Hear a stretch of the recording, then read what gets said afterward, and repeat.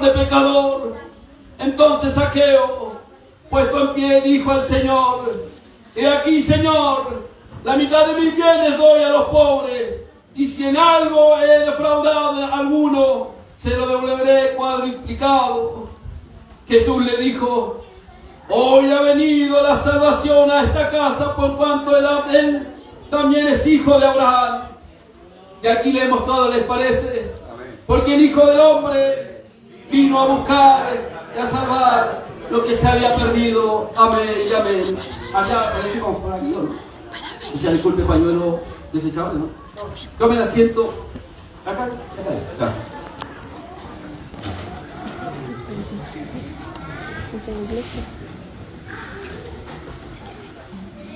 Así que ahora por lo menos me entiende la historia o lo que el Señor quiso responder a Zaqueo en este caso a través de este versículo. Amén.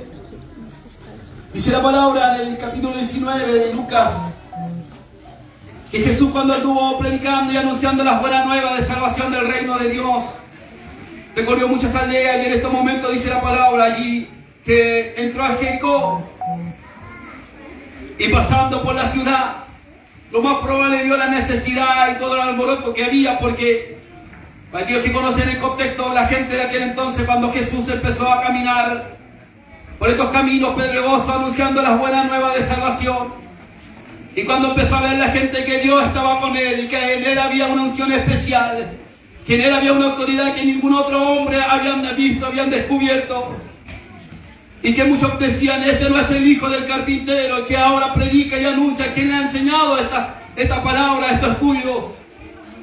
Los fariseos, los saduceos de aquellos entonces, hombres que conocían la palabra, pero eran hombres que de alguna forma se habían acostumbrado a la palabra y le habían hecho una religión, una costumbre.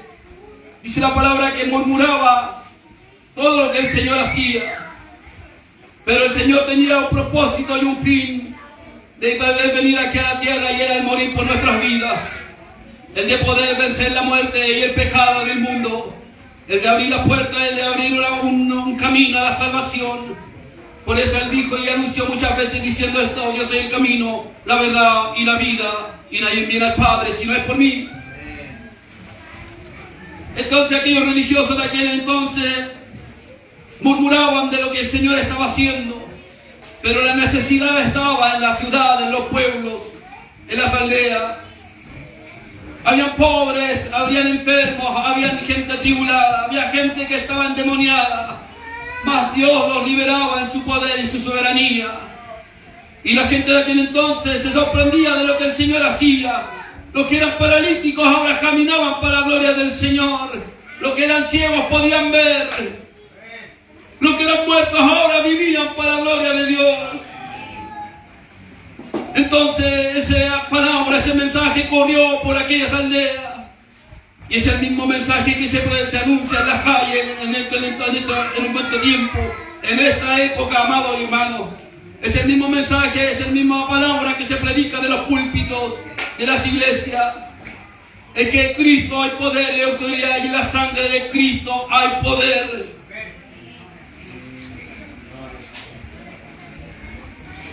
Murmuraban de lo que hacía el Señor, pero aquellos que eran necesitados y con fe recibían la bendición del Señor.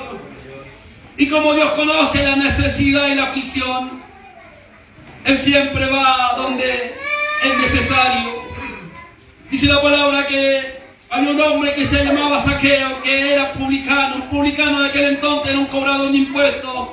Un hombre conocedor, era parte del pueblo de Dios, pero le trabajaba a los enemigos, a los romanos de aquel entonces.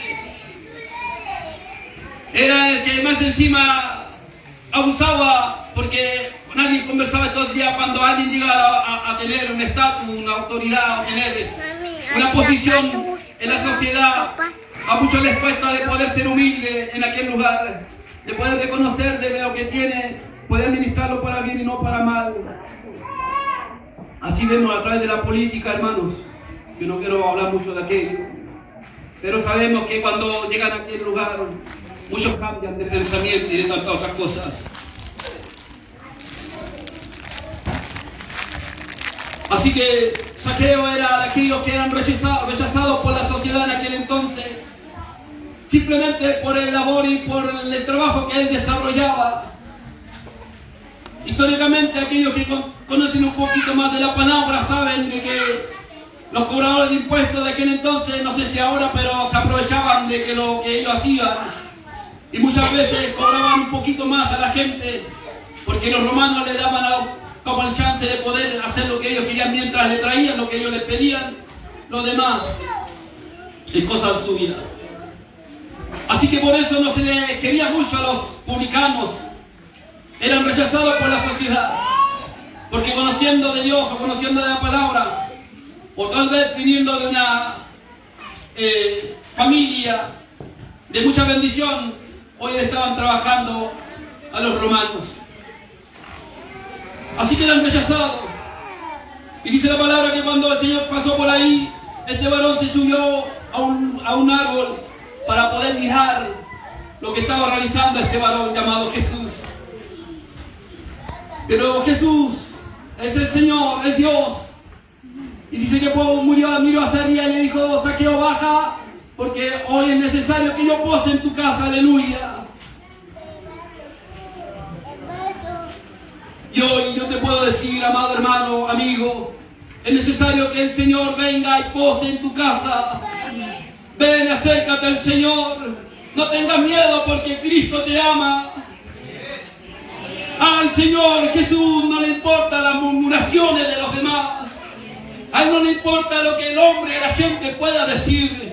¿Saben? Nosotros sí podemos ver un poquito la vida de Zaqueo. Zaqueo era un hombre rico, de un estatus social económico bueno en el entonces.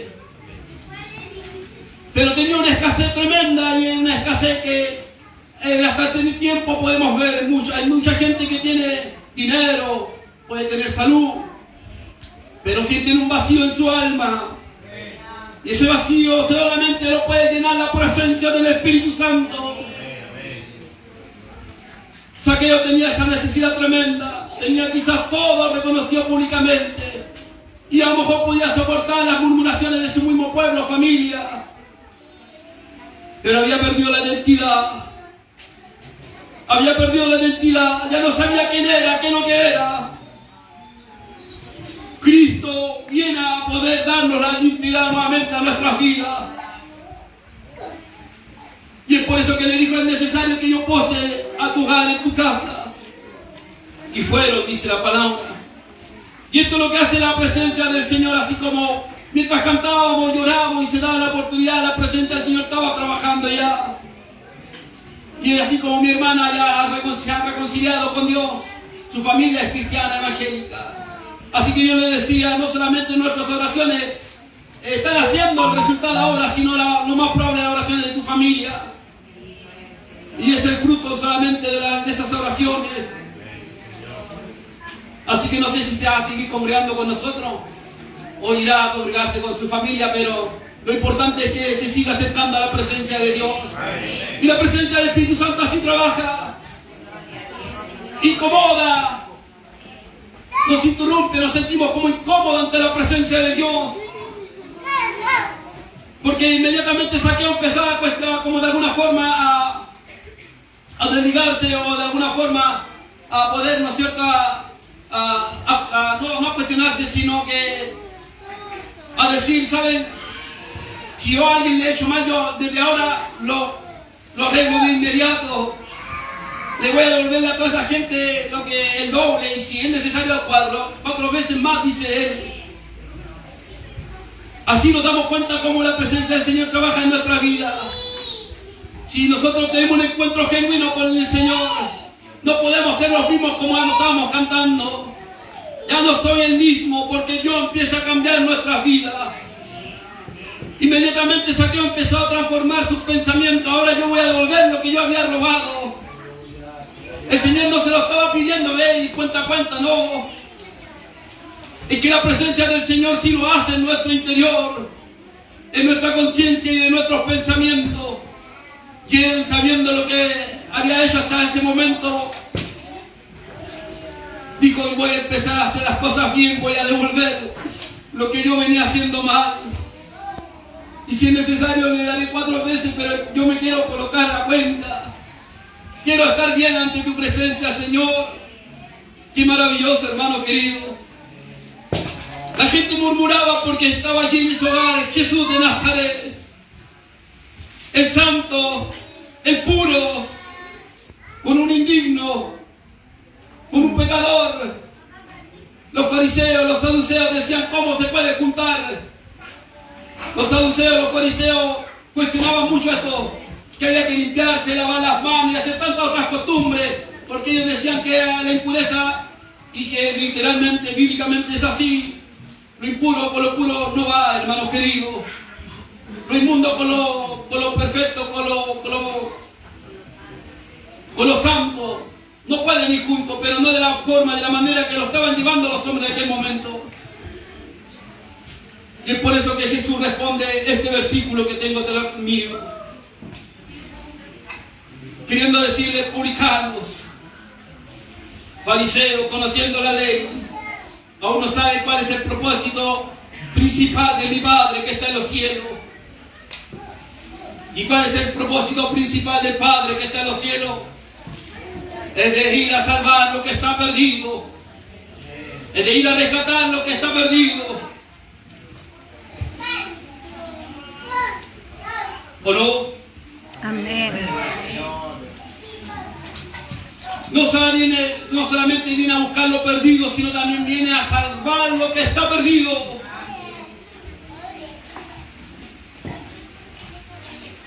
Yo decía y miraba después de tantas cosas que hemos escrito con los hermanos y todo esto que programamos para hoy. Bueno, también esta historia de la oveja está también en el capítulo en el libro de Lucas, pero en el capítulo 15, un poquito más atrás. Yo quiero también hablar un poquito de aquello, porque si no, ¿cuál es el fin de colocar una oveja negra si no entendemos el contexto? A menos que nosotros los hijos del Señor. Pero los fariseos eran porfiados. Y todo el tiempo cuando veían que el Señor se movía y hacía cosas, ellos cuestionaban. Miren lo que dice en el capítulo 15 del mismo libro de Lucas. Y el Señor, como es maravilloso, y como se dio cuenta que el hombre era terco para poder entender los misterios celestiales del reino de Dios, entonces en su sabiduría dijo, les voy a explicarlo de alguna otra forma para que ellos entiendan cuál es el propósito genuino o principal de mi Padre, porque no lo están entendiendo hasta el día de hoy. Y lo dijo a través de unos ejemplos que se llaman parábolas. La parábola bíblicamente es simplemente un ejemplo terrenal o lo celestial. Es ocupar un ejemplo o alguna característica o algo que nosotros conocemos para poder entender las cosas o los misterios de Dios. Y dice así la parábola de la oveja perdida. Se acercaban a Jesús todos los publicanos, otra vez del mismo grupo, los publicanos y los pecadores, para oírles. Y los fariseos y los escribas murmuraban diciendo, a los pecadores recibe y con ellos come. ¿Se dan cuenta cómo comienza esta historia? Hay dos grupos de gente. Dice primero que están los publicanos y los pecadores. Lo maravilloso de esto, que como comienza esta parábola, es que Jesús empieza a decir esto.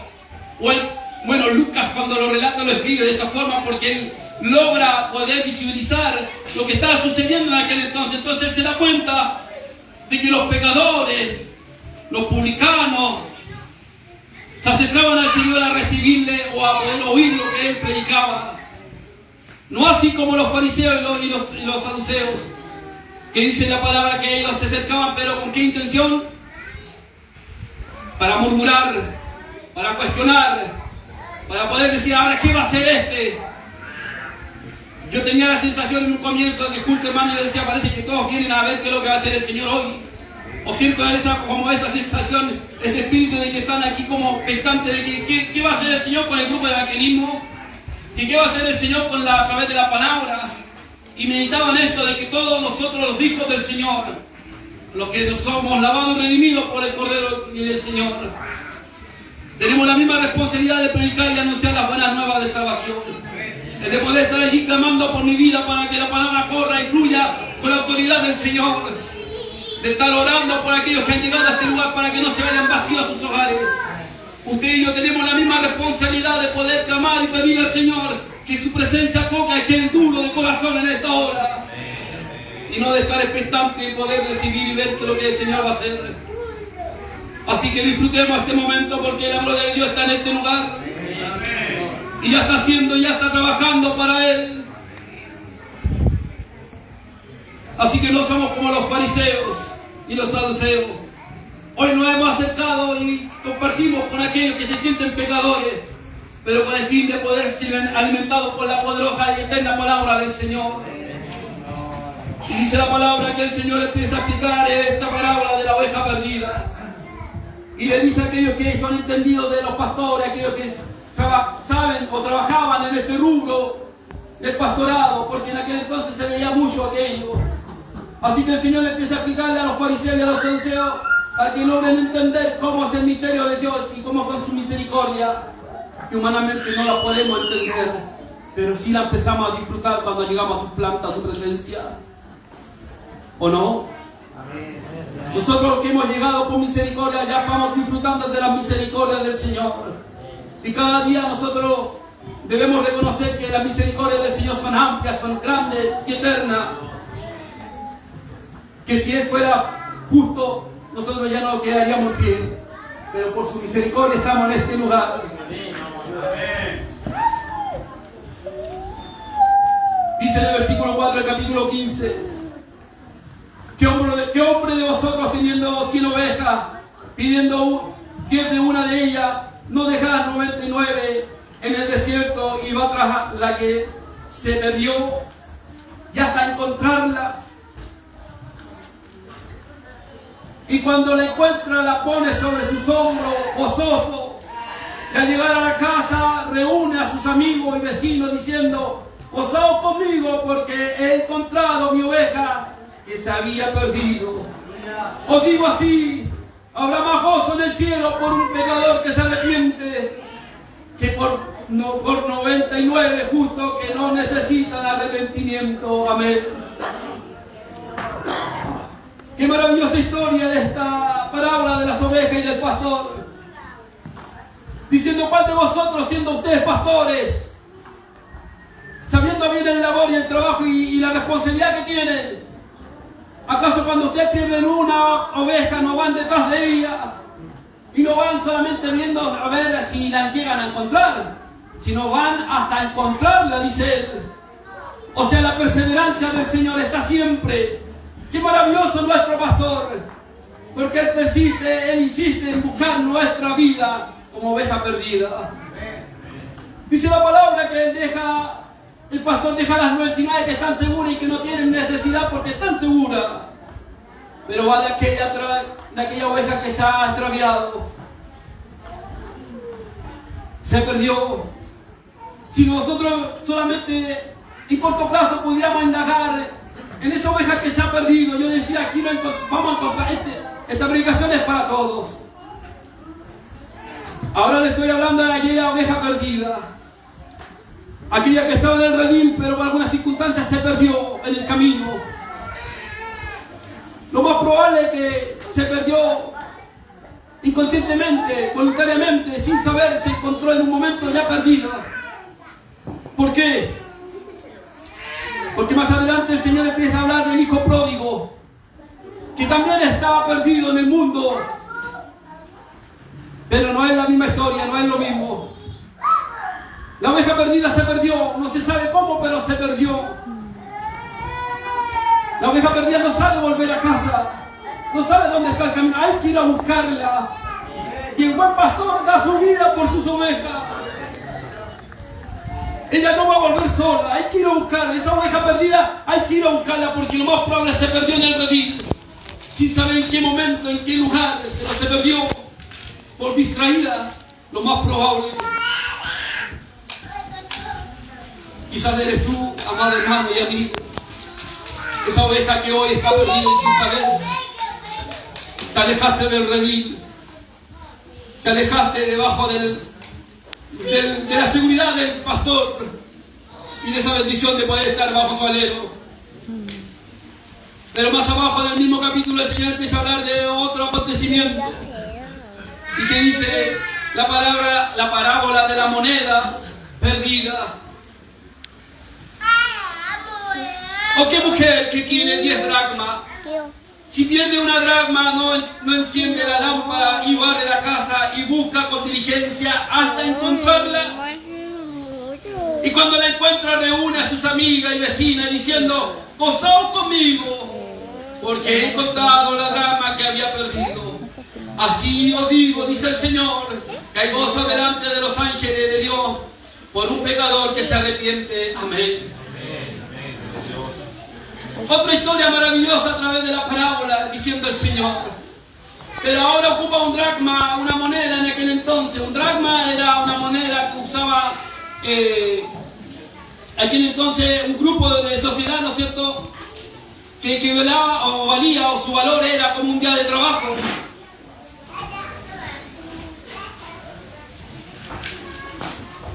Amén. Muchos de nosotros, los que estudian, tratan de averiguar cuál es el significado tremendo de esta mujer a través de esta historia, que pierde un dracma, pero busca todo para poder encontrarla. O sea, yo decía cuando, miren, esta palabra cuando el Señor me convirtió, cuando llegué a las plantas del Señor, estas palabras siempre, sobre todo esta historia, siempre me quedaron en la mente y me quedaron dando vueltas hasta el día de hoy. Bueno, ahora ya entiendo mucho más de la palabra. Porque yo cuando la leí, cuando yo llegué a los caminos, porque yo vengo del mundo, para aquel que no conoce. Entonces yo decía, pero ¿cómo una mujer que tiene 10 dracmas pierde una? Se afana en buscarla y cuando la encuentra gasta las otras 10 después, o las 9 completas. O sea, ¿cuál es la intención? ¿Cuál es el brillo? De poder buscar una y hacer una tremenda fiesta. O sea, humanamente no tengo lógica para aquella respuesta. ¿Sí o no? Porque ella hace fiesta, o sea, gasta todas las dracmas después. Para los romanos era un denario, para los griegos era un dracma, para aquellos que conocen. O sea, en un día de trabajo de aquel entonces se dice o se presume históricamente. Y si nosotros llegáramos así rápidamente al contexto de estos tiempos, si los sueldos, por ejemplo, ahora están entre 500 y 600 mil pesos, o sea, vendría siendo como 15 o 17 mil pesos el día. Porque los 500 o 600 se divide por 30, 31 días de trabajo, ¿no es cierto? Eso equivale como 15 o 17 mil pesos. O sea, perdió 17 mil pesos y sería en todo el momento. Pero cuando lo encontró gastó los 500 mil. ¿Qué quiere enseñarme esta parábola? Me quiere enseñar de que hay un valor más allá monetario a través de esta dracma que se perdió. También históricamente se conoce que muchas veces las mujeres de aquel entonces recibían dracma y así obsequios para poder de alguna forma tener como un compromiso. Un estado, un compromiso con los demás. O sea, de repente el novio daba y le daba una cinta, un dracma, ¿no es cierto?, una moneda o algo. Y él seguía a trabajar y cuando volvía el momento del matrimonio ella tenía que entregarle, porque lo que él le había dado significaba un precio invaluable para ella. O sea, no tenía precio, valor. Era algo muy querido, ¿no es cierto? Yo hace un tiempo atrás prediqué, lo anuncié o dije, y yo tengo guardado el reloj de mi padre, ¿no es cierto? Como ejemplo se lo digo nuevamente. Y a veces lo uso y ese reloj se detiene, o sea, le he mandado a arreglar, pero algo le sucede, se detiene el reloj. Pero ahí lo cuido. Y siempre digo, a lo mejor no tiene tanto valor como el reloj que tengo ahora, pero monetariamente me refiero, económicamente, ¿no es cierto? Pero el valor sentimental que tengo yo hacia ese reloj no tiene precio, hermano, sinceramente. O sea, si alguien me viniera a ofrecer una cantidad por ese reloj, yo no se lo vendo por nada del mundo. Porque el valor que yo tengo era de mi padre, ¿me entiendes? No tiene valor, no tiene precio. El dracma era eso mismo, hermanos, para aquella mujer. Y muchas veces nosotros podemos ser ese dracma. ¿Cómo dice usted? Sí, hermanos. Dice la palabra a través de esta parábola que el dracma se perdió dentro de la casa. En un momento dado se perdió. Y esta palabra es para aquellos que han nacido o que están aquí en los caminos del Señor, para el pueblo de Dios. Para aquellos que están dentro de la casa de Dios. Pero tú puedes estar dentro de la casa de Dios, pero te puedes haberte perdido. Muchos están perdidos dentro de la casa de Dios. Es necesario que aprendamos que esa luz se encienda. Y que también agarramos la escoba y empecemos a barrer para poder encontrar aquello que se había perdido dentro de nuestra casa. Amén. Es por eso que nosotros aconsejamos a nuestros hijos, a nuestros jóvenes, que no por ser el hijo de tal, o el familiar de tal, o haber nacido en la cuna cristiana, como se dice, si ellos no han tenido un encuentro con el Señor, están perdidos dentro de la casa de Dios. Están perdidos, amados hermanos y amigos y jóvenes. Es por eso que nosotros es necesario que podamos ser encontrados.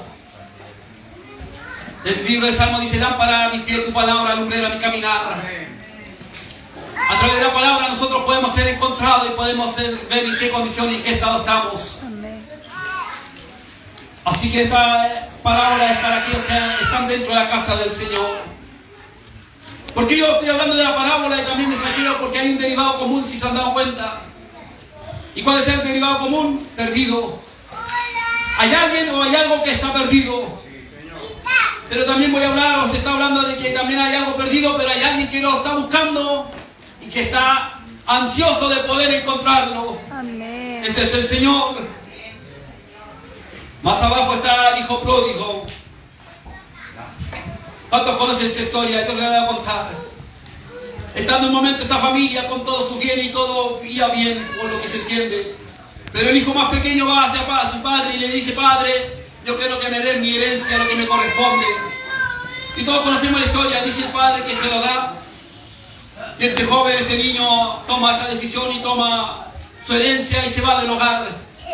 Se va hacia el mundo, hacia esa ciudad, donde que deseaba quizás experimentar lo que el mundo tiene. Y dice la palabra en la historia, aquellos que conocen del hijo pródigo, él estando en esa condición, en la ciudad, perdido, no en la casa de su padre, malgasta sus bienes, malgasta su herencia. Llega hasta un punto que gasta todo lo que tiene y ya no tiene ni para comer, dice la historia, la palabra. Y deseaba comer, deseaba saciarse porque tenía esa necesidad. Y miraba en su entorno y por ahí encontró un campo, un lugar donde poder trabajar. Pero el trabajo no era digno porque era para cuidar los cerdos o los chanchitos de aquel entonces.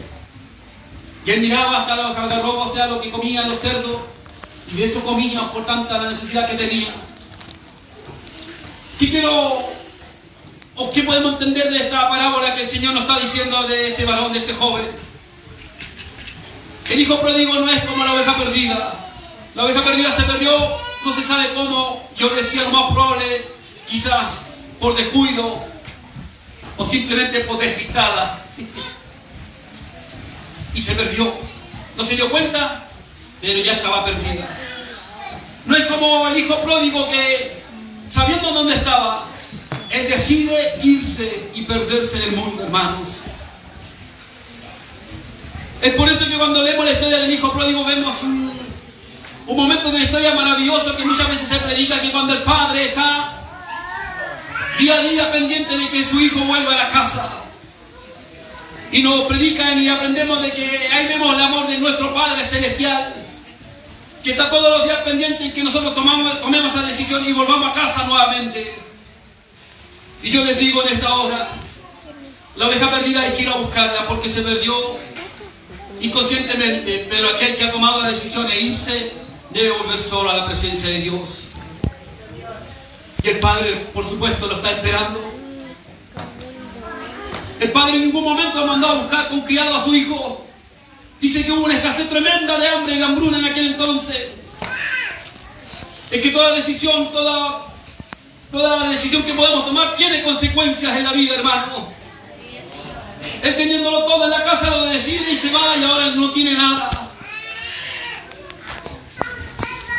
Pero lo maravilloso de esta historia, que espero que aquí suceda hoy, así como sucedió en un comienzo, como le dije a nuestra hermana que ha tomado la decisión de poder reconciliarse con el Señor, dice que este joven en un momento dice: entra en sí, entra en sí.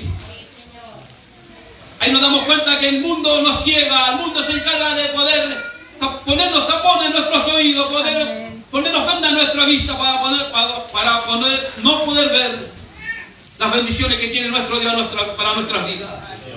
Y es por eso que nosotros vemos a tanta gente que fueron nuestros hermanos y que hoy están en el mundo en esa condición, no es porque ellos quieran, sino porque el mundo se ha encargado de taparlos y de poder encadenarlos.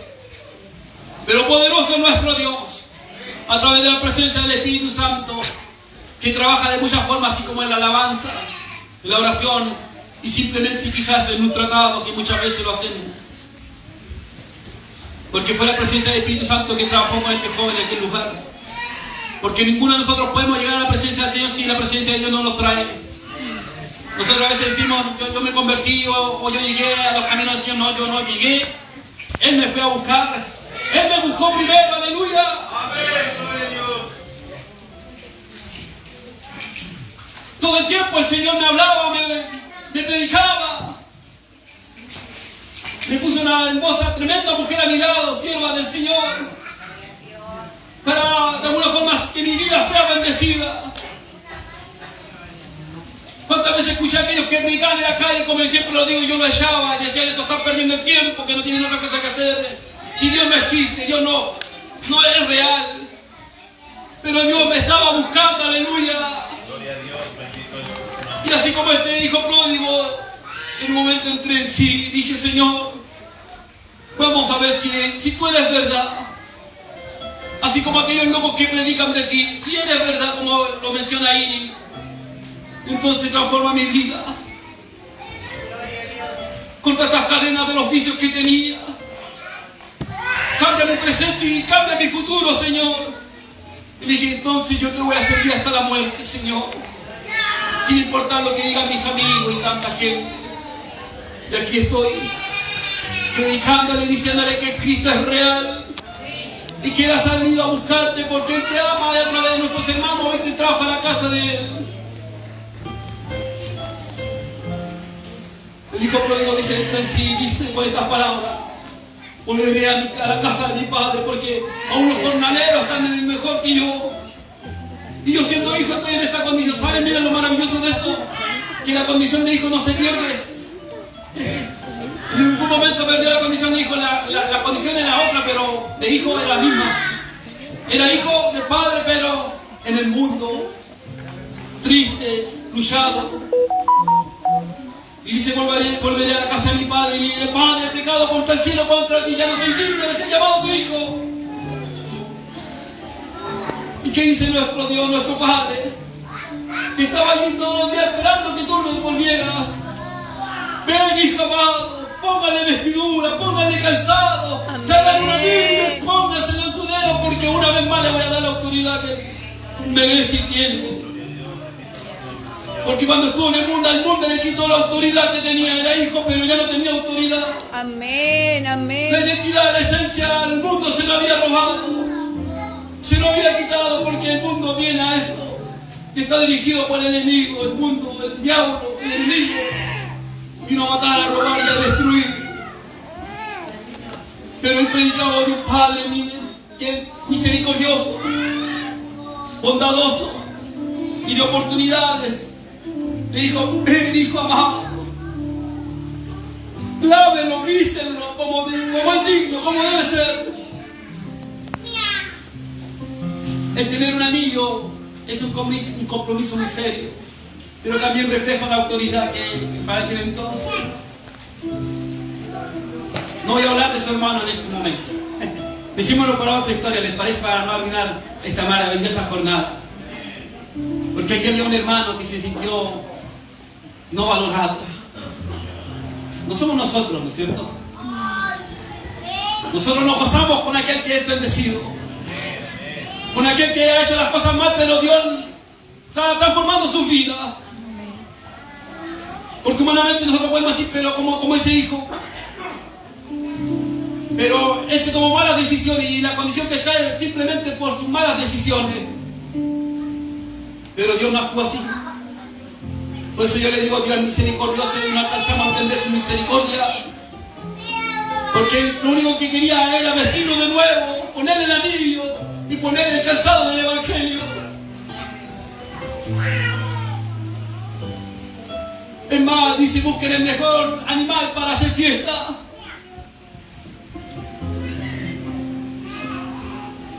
Así que nos vamos a gozar hoy en esta noche. por aquellos que abrirán su corazón al Señor, por aquellos que abrió su corazón y que va a reconciliarse con el Señor. Seremos parte de la fiesta y no de aquellos que arruinan la fiesta. Pónganse en pie, amados hermanos.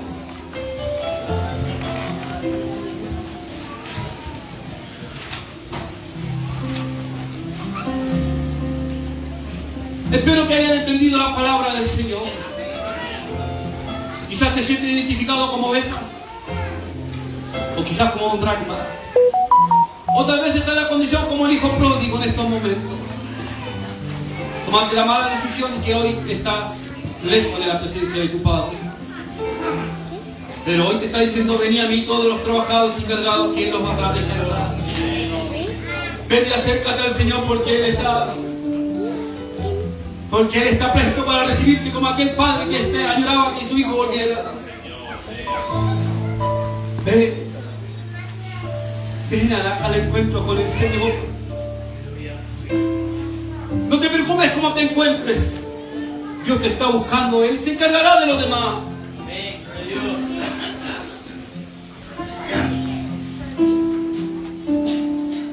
Ricardo Catrileo quiere reconciliarse con el Señor. Gloria a Dios.